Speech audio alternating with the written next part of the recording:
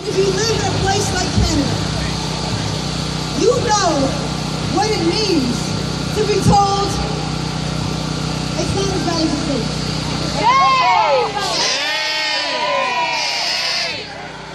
And we know what it means for 300 years of enslavement here to be erased. And indigenous genocide is erased.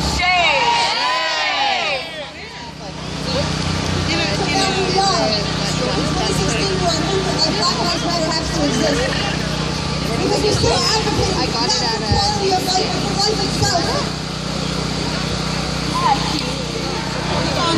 There are people here with multiple, like we have intersecting identities. Some of us are survivors.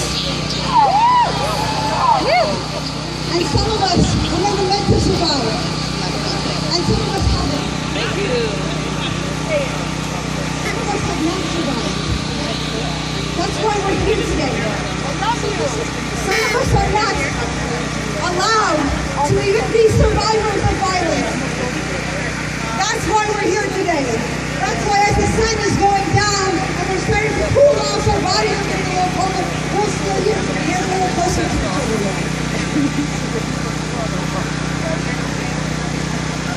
Because in 2016, we have to have a movement like Black Lives Matter. And how did it start? It didn't start with a shut. It didn't start with a protest. It started with a love letter.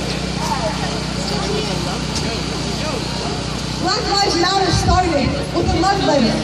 Because when George Zimmerman was acquitted for killing Trayvon Martin,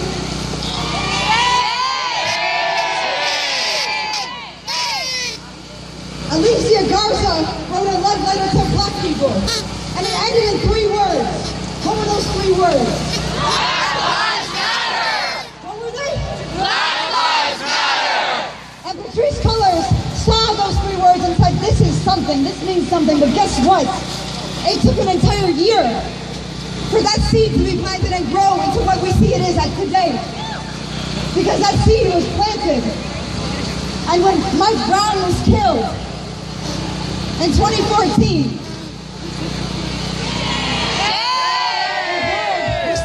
Black Lives Matter.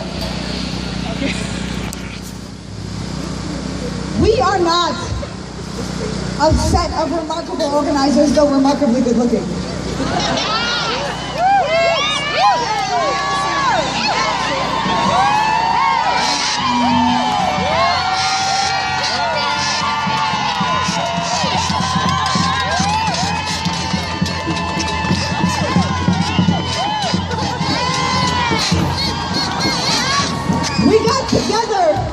We got together because we had no choice.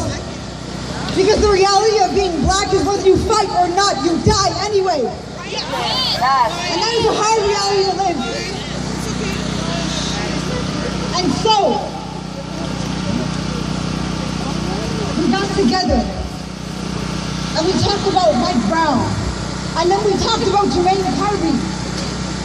And then a protest happened in the middle of winter and only 3,000 of y'all came out.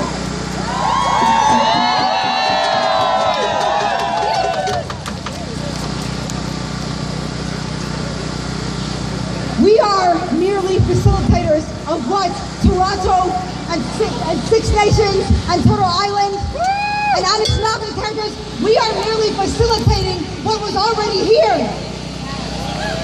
This could not exist if you were not here.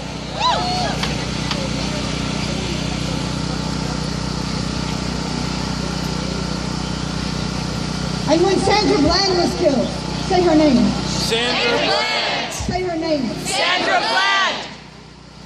We started to talk about gender and what it meant to be brutalized by police with an intersectional identity. It wasn't just about being black. It was about being black and queer. It was about being black and trans. It was about being queer and black and trans and disabled. And we started to add more of those intersections. And suddenly the movement was including people who have been ignored from day one, even though we were the ones who were setting and bolstering the movements as we know them.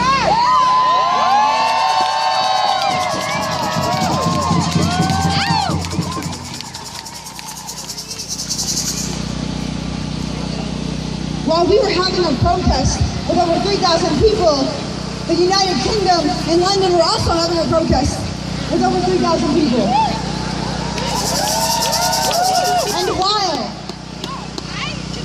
And while the National Guard was pulling out of Baltimore after the murder of Freddie Gray,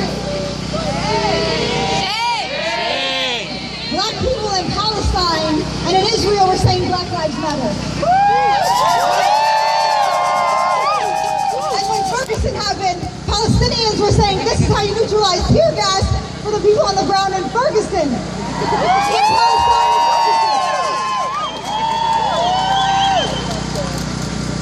The movement is bigger than us, greater than us, but cannot exist without us. All of us.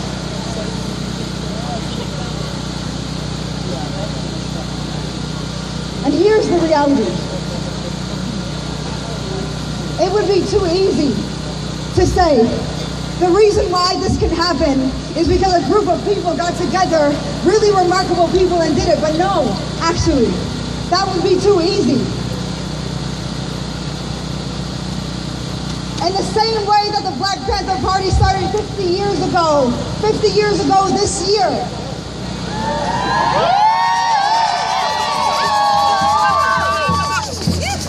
we are merely following a tradition. And what do we know from the Black Panther Party? What do we know? We know that the movement was called too militant and too radical at the time. Sound familiar? We know, because of that movement, that the implications for fighting for black liberation follow you for the rest of your lives. Ask Assata Shakur.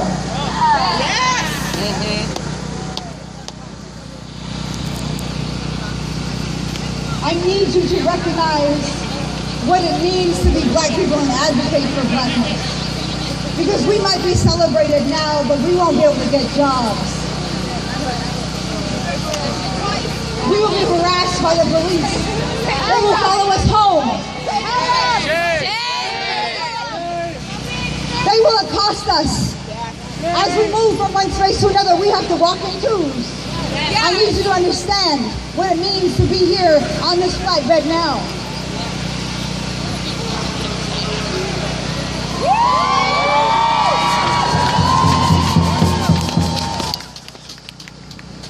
Huey P. Newton and Bobby Seale,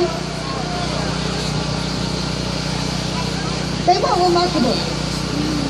Huey was a goddamn genius. And Bobby knew how to sell water to fish. He was good. I did it. I did my old man joke.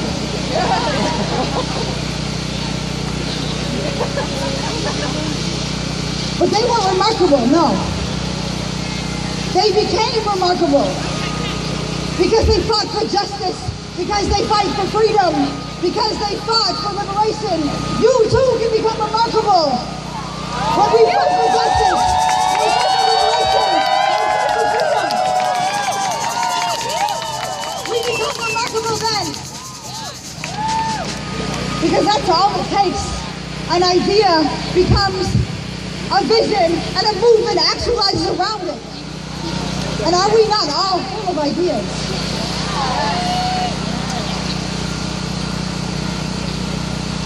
Because the very concept of truth is something that we need to interrogate.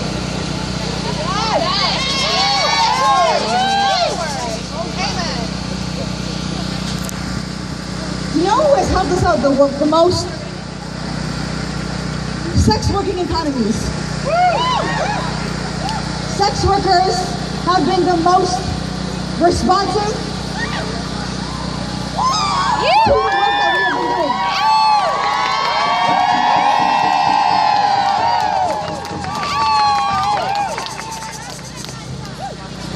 Because sometimes when you're in the movement, you need to have some hard cash on you to feed people. And sex workers got that. Hard earned, hard fought. It was very important to give that shout out.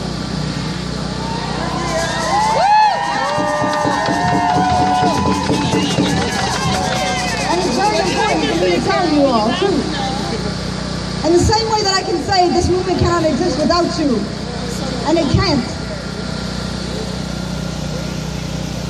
Right now, when you come to these places, we have a connection. We have a very deep connection, but I need more than that. We need a commitment. Because when black people get free, everybody gets a little more freer with us.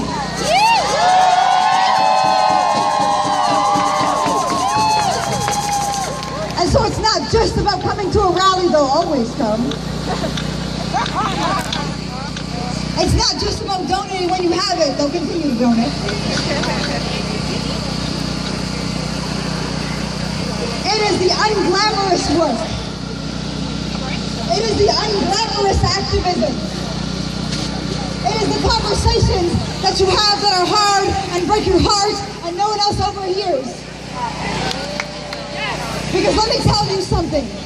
Activism does not build character. Activism reveals it.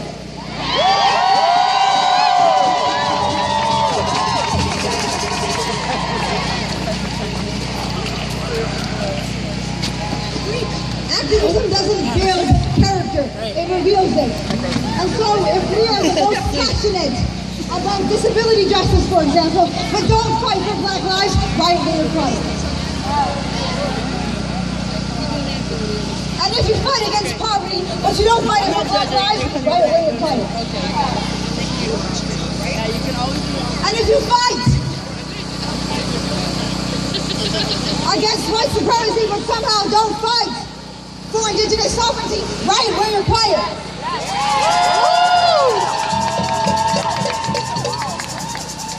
Because it will be the silences of our friends that are remembered.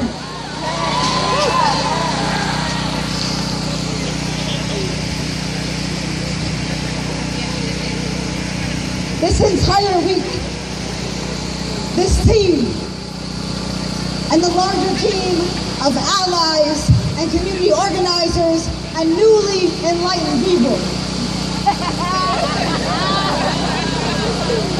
have been out here freezing. And we might see documentaries, for example, and look at those very neat stories of the Black Panther Party and the Civil Rights Movement and everything else. They look really neat, don't they? And it looks like everything happened like this. And like this.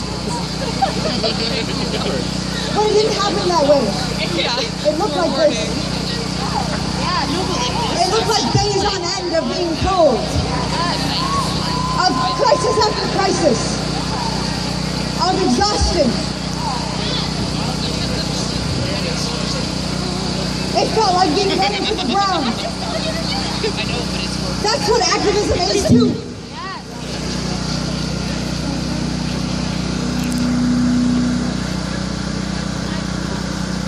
And so,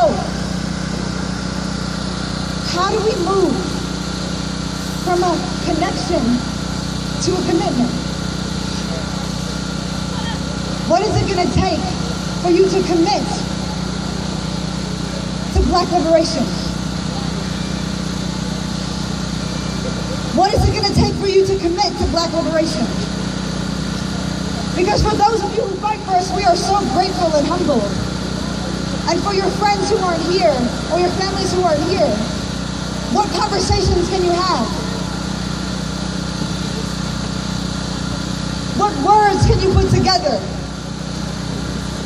to say, hey, I understand that you think Black Lives Matter is too radical.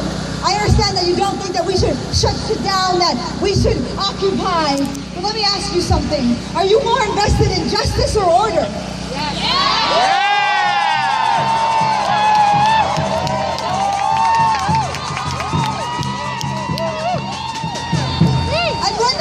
When they try to derail, when you bring up Black Lives Matter, when they say it should be all lives, when they say we're not going to exhaust ourselves anymore, we're just going to say are Black lives not worth protecting? Are Black lives not worth protecting? Hell yes, because Black Lives Matter isn't just about Black lives, it's about the quality of Black lives. And so I need you too to interrogate the truths in your life. Where are the places where you're quiet? And how do you get to a place where you're quiet in that space? I need you to think about what truths you own and what truths you don't. Because guess what? Those are the things that become real in the world. We're not fighting an institution. We're not fighting a building or a set. We're not fighting a set of legislation. We're fighting a belief system.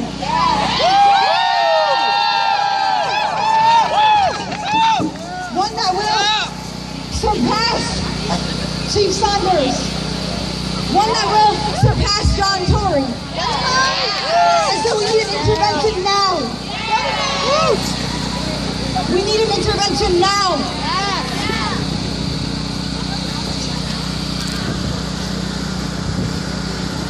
We need to imagine. Because somebody imagined shackles on black wrists. And somebody imagined the police. And enough people believed it to make it true. Somebody imagined borders, and enough people believed it to make it true. And so we have to be the diviners of change. We have to redefine truth. We have to be the disruptors of truth. Let us imagine differently and make it true.